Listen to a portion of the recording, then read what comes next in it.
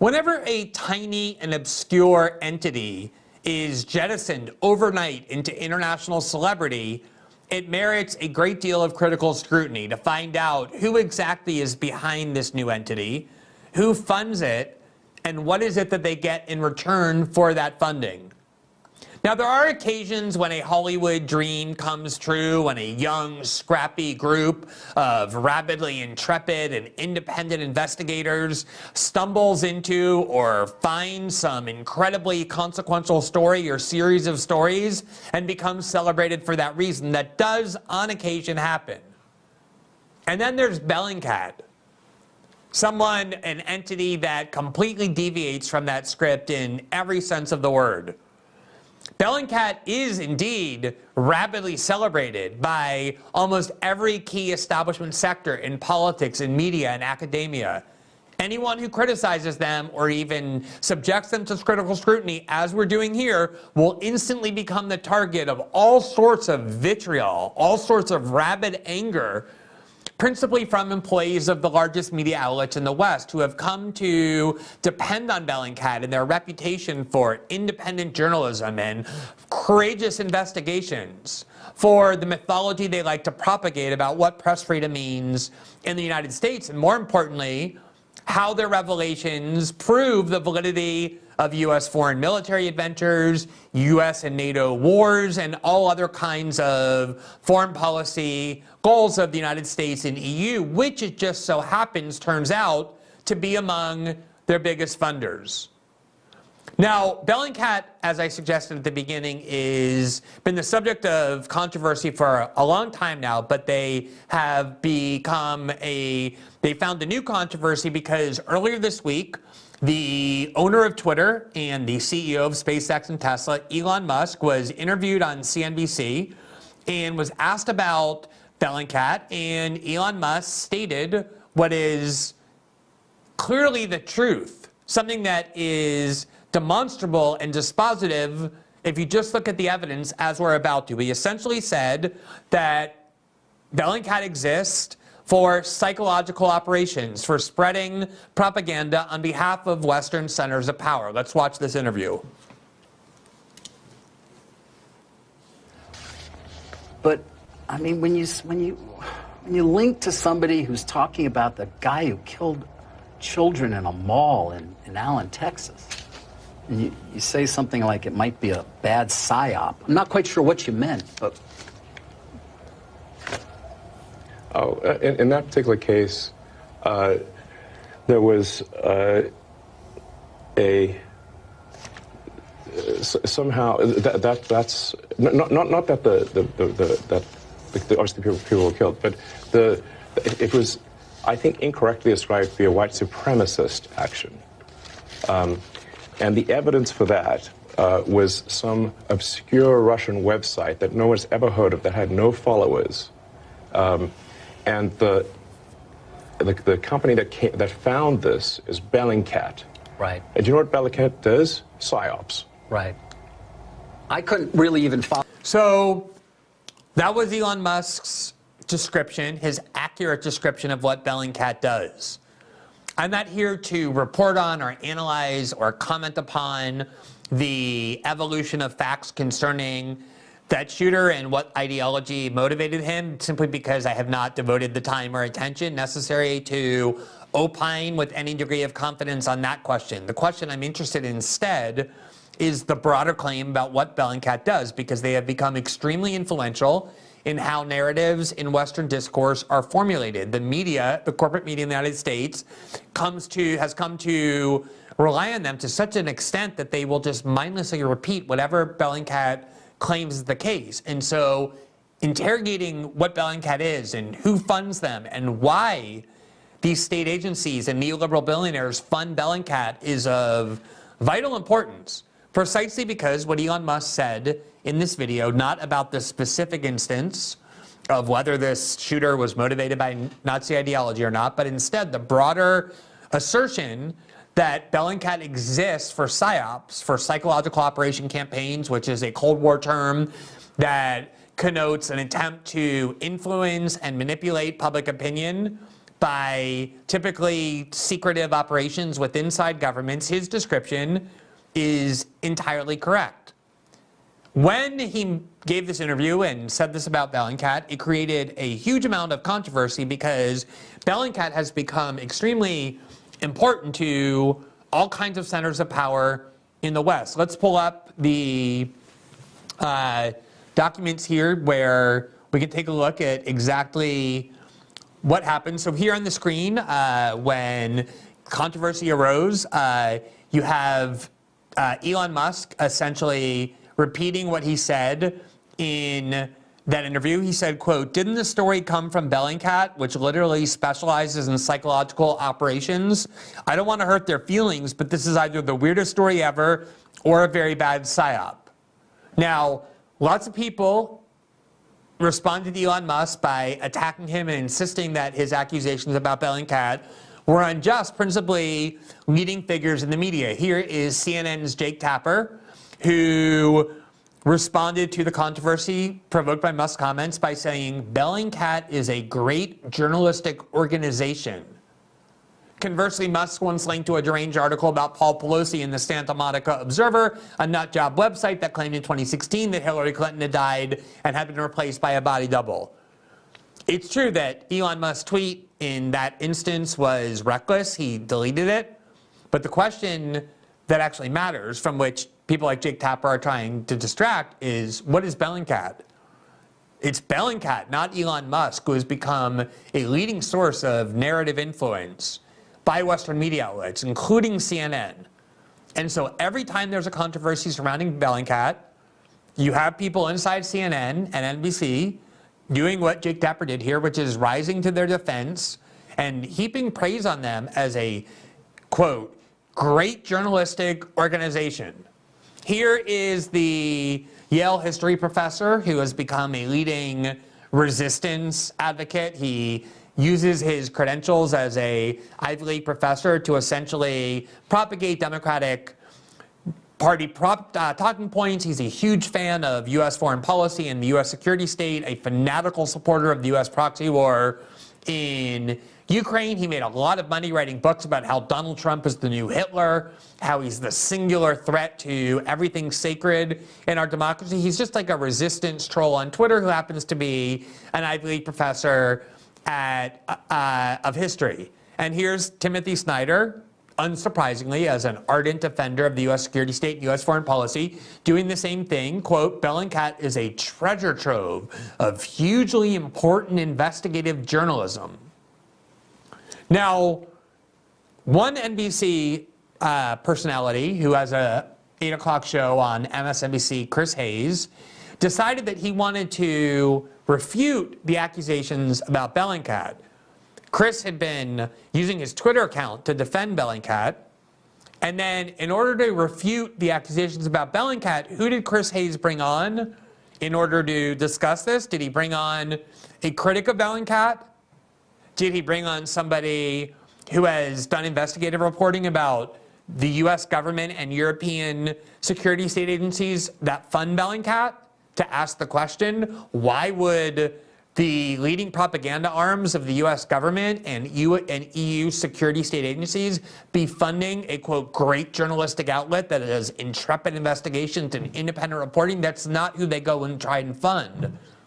They obviously try and fund outlets that promote their agenda, that promote their foreign policy. And that's why every time Bellingcat needs defenders, the people who stand up and defend them are the people who are the most loyal devotees of the CIA, the FBI, the NSA, the Justice Department, Homeland Security, the war in Ukraine, and European security state agencies, because that's exactly who funds Bellingcat, as we're about to show you. So you would think if you're going to do a TV segment where you intend to or purport to refute what Elon Musk said about Bellingcat and the widespread criticisms about how they actually disseminate propaganda and don't do journalism at all, you would at least speak to a critic of Bellingcat or acknowledge the evidence about who funds them and how they function as a way to have a full and informed debate. But of course, that's not what people in corporate media ever do. There is no dissent on NBC News. You turn on NBC News or MSNBC or CNN, and what you find is exactly the same thing all the time. Two people or three or four or five all violently nodding their heads in agreement with one another to the point that you worry they're actually going to get a neck sprain. That's what these outlets exist to do. They are a closed system of propaganda. And the way you know that is they never have anybody on who disagrees with the view of the news corporation. So if I wanted to do a Bellingcat segment and I had a guest on, I would try and have that guest be someone from Bellingcat or somebody who defends Bellingcat. That's not what they do. So Chris Hayes, a virulent defender of Bellingcat, decided to invite on a Bellingcat operative to refute these claims, and never once was the funding of Bellingcat mentioned, nor the criticisms of Bellingcat and the basis for those criticisms ever mentioned. Instead, they both joined together and scoffed at Bellingcat's critics in a segment, a part of which we're about to show you. Respond to the world's richest man and the owner of Twitter basically saying this is a fabricated psyop that you invented. And no, just for, I've seen people asking the question, so just to clarify, these two are not related biologically. This Bellingcat operative is not the nephew or the son of Chris Hayes. I understand why people have asked that question, but I want to just clarify that, to my knowledge at least, they have no biological relationship despite their virtually identical appearance. But here's how this segment went. So I want you to respond to the world's richest man and the owner of Twitter basically saying this is a fabricated psyop that you invented. Yeah, well, I mean, obviously it's not. I mean, I didn't even find this first. The Texas police found it, and then it got leaked to the New York Times, and then I kind of put the clues together to find it. He just, didn't like that we posted it, I guess. But I mean, Musk is just getting garbage information because he's just entirely kind of flooded in this far right, info space with, people from, Glenn Greenwald and all these types who are kind of putting this kind of stuff out there. So he's just getting, garbage in, garbage out, kind of is how his thought process goes. I don't think he actually understands this all this well. So there was a lot of name calling there. There was a lot of snickering, a lot of patronizing commentary. You know what there wasn't? Any substantive engagement with the criticisms, any of the reporting that we've done, because they cannot confront that. They don't want their audience to know about that. That's why they don't have on a critic of Bellingcat or even mention the criticism themselves.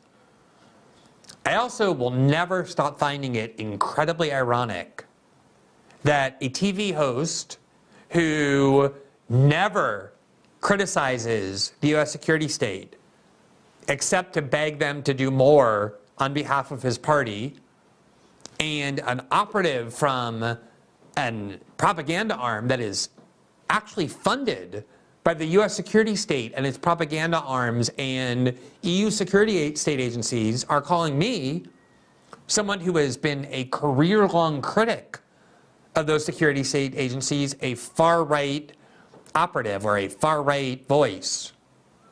And of course, Chris Hayes lacks the courage. Chris Hayes has known me for 15 years to point that out, that that is a preposterous label. Now, I don't care about these labels, but the point is that this is how they try and discredit people. They use these labels that they know are signifiers to their audience, that once they put that label on someone, you can just tune them out forever. You don't have to engage with their reporting. You don't have to engage in the substance of anything that they say.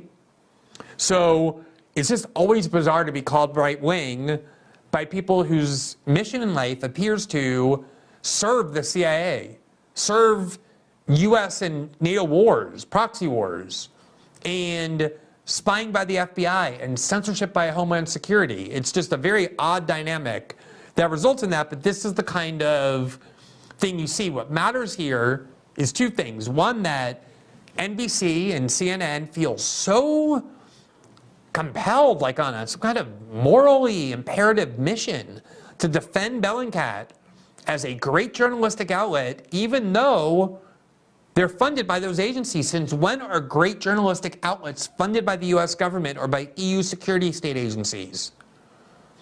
But the other part of it is they just don't even need to tell their audience what the criticism is. So let's look at what the criticism is. Let's actually look at the facts. No snickering, no name calling, no casually, recklessly tossing around political labels to discredit. Let's just look at the facts of who exactly it is that has made Bellingcat able to function, who gives money to Bellingcat, and who obviously supports the work they do.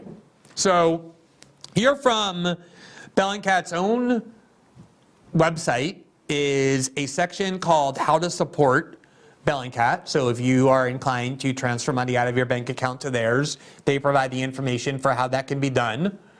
And you can see here that they say approximately a third of Bellingcat's budget is currently raised from workshops held throughout the year. And then they say, we would also like to express our gratitude to the following organizations for their support. One of them is Civitas. The other, the European Commission, which is a unit of the EU government, Wellspring Philanthropic Fund, and, quote, several organizations who graciously support our work but prefer to remain anonymous. Shouldn't we know who the funders are of this great journalistic outlet that is constantly being used by major media corporations to shape their narrative? To the extent we do know who funds them, though, we know that it's the European Commission, and then keep in mind Wellspring Philanthropic Fund and Civitas, because we're going to show you who they are. But the most important part of Bellingcat's funding, both important in terms of how much they get from there and the portion of their budget that is accounted for, but also important in terms of revealing their true function, is that they are funded by the US and the EU governments. What media outlet could possibly maintain any credibility as a journalistic outlet when they're being funded by major governments on whom they're constantly reporting in a way that just coincidentally, in almost every case, happens to align with the foreign policy agenda of those governments that fund them? So here you see from their own financial report from 2021, they have a line item here, income from other nonprofit organizations, and there you see the National Endowment for Democracy, which in terms of the actual 2020 and the actual 2020 budget and the planned 2020 budget is the largest single donor, at least listed in these sections. We're going to show you what the National Endowment for Democracy it is, but by its own description, it is funded entirely by the US government. It answers to the Biden White House and to the Democratic Senate and now the Republican House. So it is supervised and funded entirely by the US government. And its mission, as we're about to show you, from the start explicitly, was to do the work of the CIA, but to do it with transparency publicly, because they were concerned that the CIA's reputation was getting contaminated by how secretly they operate. And the idea was, let's create an agency that will claim is designed to spread democracy throughout the world. We all know what that means. Whenever the US government wants to facilitate regime change in another part of the world, remove one government and replace it with a government they like better, they claim that they're doing so to spread democracy. That was the justification for invading Iraq. That was the justification for changing the government of Libya. That was the justification for a covert CIA war in Syria, all of which Bellingcat supported. That's the justification for the proxy war in Ukraine. And every time the US government has facilitated regime change, even when the regime they're taking down was actually a democratically elected government, they call that spreading democracy. For decades during the Cold War, you can go back and see coups that the United States government engineered, taking down democratically elected governments like they did in Brazil in 1964, like they did in Chile, like they did in so many other, in El Salvador, Nicaragua, so many other countries throughout the world. It's always called promotion of democracy. All US-sponsored coups are called that. That's what this National Endowment for Democracy exists to do, is to fund opposition groups in countries that we want to change the government of. In 2014, when Victoria Nuland led the change of government in Ukraine, the coup in Ukraine, where the democratically elected president, who the US perceived was too close to Moscow, but was actually democratically elected, was removed from power as a result of oppositional groups funded by the National Endowment for Democracy and other arms of the US government. That was called promotion of democracy. even though it resulted in the democratically elected president being removed from power before his term expired, and the installation of a leader that the U.S. government picked because they knew that that would best serve their interest. In a recording we've all heard, where Victoria Nuland was speaking to the U.S. ambassador to Ukraine, and they were debating who should be the next leader, and they picked the leader, and that's who got installed. That's always what promotion of democracy means. Going back to the Cold War, and still now, is the U.S. does coups and calls it an advancement of democracy. That's what the National Endowment for Democracy exists to do. It's a U.S. government-funded agency designed to facilitate regime change throughout the world and call it promotion of democracy. That is Bellingcat's biggest funder, or one of their biggest funders, as demonstrated by their own financial disclosure documents. So how can anybody possibly believe that the new National Endowment for Democracy is substantially funding some sort of independent journalistic outlet when the whole reason the National Endowment for Democracy exists is to do the CIA's work out in the open? That's their own description of what their function is, and it always has been. So if you're going to go on television and do a segment about Bellingcat and purport to refute the criticisms of them as existing to do PSYOPs, you might want to mention the rather significant fact that it is the National Endowment for Democracy, the CIA-adjacent arm, that provides them with a significant amount of their funding. You also might want to mention the equally significant fact that the EU also funds Bellingcat. Here you see item number 17, income from governments. And the first line item is the European Union. And the next is the Organization for Security and Cooperation in Europe. Please tell me, what independent journalistic outlets are funded by the security organizations, the security state agencies of governments around the world, only for those outlets to then go and report, coincidentally, in a way that furthers the foreign policy agenda of those governments? Is there anything more revealing about the function of our corporate media and pro-establishment academics like Timothy Snyder than the fact that the journalistic outlet they herald and most revere is one funded by the U.S. security state? This shows you how integrated all of these centers of powerful institutions are. That every journalist should look immediately askance and with great skepticism at Bellingcat because of this funding. Unless you think that the CIA's mission, or the National Endowment for Democracy's mission, is to just find really good journalists who are there to follow the facts wherever they might lead, even if it undermines U.S. foreign policy goals, just because the CIA cares so much about making sure we have an informed citizenry. If you believe that about the CIA and the National Endowment for Democracy and the European Union, maybe then you would actually believe that Bellingcat is actually a journalistic organization. But unless you believe that idiotic fairy tale that even an 8th grader would instantly find laughable, it would be very difficult to herald this entity as something journalistic.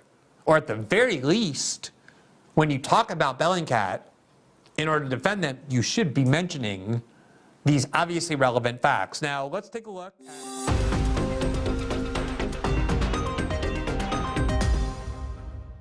Thanks for watching this clip from System Update. Catch our full shows for free, live weekdays at 7 p.m. Eastern on Rumble, and join our locals community at greenwald.locals.com for all of my written journalism, exclusive after-show Q&As, and more.